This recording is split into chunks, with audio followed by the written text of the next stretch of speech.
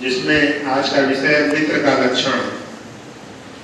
यह है राजा सुवर्ण और भूमि की प्राप्ति से वैसा नहीं बढ़ता कि जैसे निश्चल प्रेम युक्त भविष्य की बातों को सोचने और कार्य सिद्ध करने वाले समर्थ मित्र अथवा दुर्लभ मित्र को भी प्राप्त होकर बढ़ता है। धर्म को जानने और कृतज्ञ अर्थात किए हुए उपकार को सदा मानने वाले, प्रसन्न स्वभाव, अनुरागी, स्थिर गंभीर, लघु छोटे भी मित्र को प्राप्त होकर प्रशंसित होते हैं। सदा इस बात को दृढ़ रखें कि कभी बुद्धिमान, कुलीन, शूरवीर, चतुर, दाता, किए हुए को जानने हारे और धैर्यवान पुरुष को शत्रु न बनावे, क्योंकि जो ऐसे को शत्रु बनावेगा वह दुख पावेगा।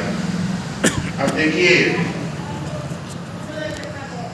ये जो मनुस्मृति का 4 श्लोक का मैंने आपको सुनाया, इसमें मित्र के क्या लक्षण होने चाहिए।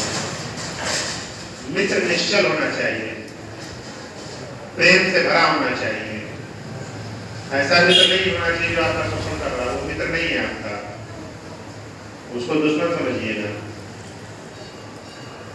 निष्पक्ष हो, आपके लिए समर्पित हो। ऐसा न हो कि आपके साथ रह रहा हो, जब जरूरत पड़े आपकी तो छोड़ के आपको चला जाए, तो फिर वो मित्र थोड़ा ही है। मित्र वो है जो सुख और दुख दोनों में आपके साथ खड़ा रहे। एक मित्र तो परमात्मा है जो किसी भी परिस्थितियों में हमारे साथ रहता ही है, हमको छोड़ के कभी नहीं जाता है। तो सबसे परम मित्रों में परमात्मा को अपना मित्र बनाइए, क्योंकि संसार में ज्यादातर लोग आपको ऐसे मिलेंगे जो सुख में तो आपके साथ रहेंगे, लेकिन जहां दुख पड़ेगा आपको छोड़ के निकल लेंगे।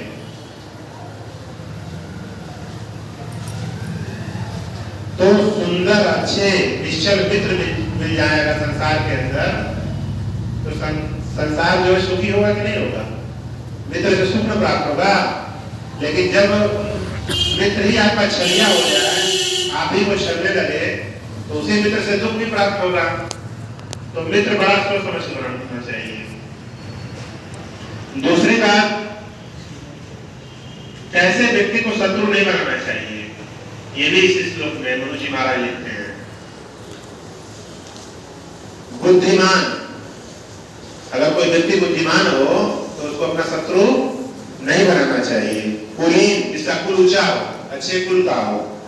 शूरवीर, जिसके अंदर वीरता हो। चतुर हो, दाता हो, देने वाला हो।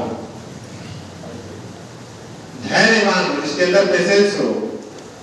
ऐसे पुरुषों को शत्रु नहीं बनाना चाहिए। अगर ऐसे लोगों को शत्रु बनाएंगे तो आप दुख ही प्राप्त करेंगे। क्यों?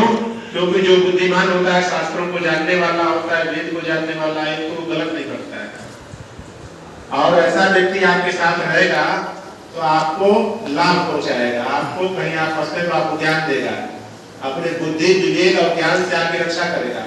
और जब आप इसको शत्रु बना लेंगे तो उसी बुद्धि, विवेक और ज्ञान से आपका नाश भी कर देगा या करा देगा। जैसे आप चाणक्य को ले सकते हैं। नंद ने चाणक्य से दुश्मनी किया, उसका अपमान किया, चाणक्य ने अपनी बुद्धि के बल पर उसका सर्वनाश कर दिया। यह है बुद्धि की महिमा। इसलिए शरीर के बल होने से ज्यादा बल, बुद्धि बल सर्वश्रेष्ठ होता है। इसलिए बुद्धिमान व्यक्तियों से दुश्मनी नहीं करना चाहिए।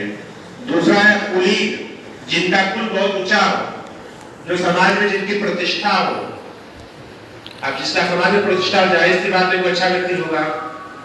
तो ऐसे कुलीन व्यक्तियों से भी दुश्मनी नहीं करना चाहिए, बल्कि मित्रवत व्यवहार करना चाहिए। शूरवीर, अब जो बहुत बलवान हो, जिसकी बल की प्रशंसा हो रही हो, जो अपने बल से शत्रुओं का नाश कर रहा हो, ऐसे लोगों से भी शत्रुता नहीं करनी चाहिए। जो चतुर हो, हर विद्या में पारंगत हो,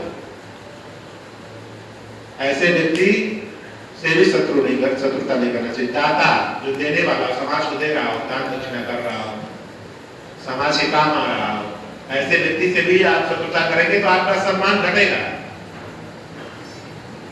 तो हमारा सम्मान कैसे व्यक्तियों के साथ रहने से बढ़ता है और कैसे व्यक्तियों के साथ न रहने से घटता है, इस पर भी विचार करना चाहिए। तो आज के सत्यार्थ प्रकाश में हम सभी ने ये शिक्षा प्राप्त की कि मित्र कौन है।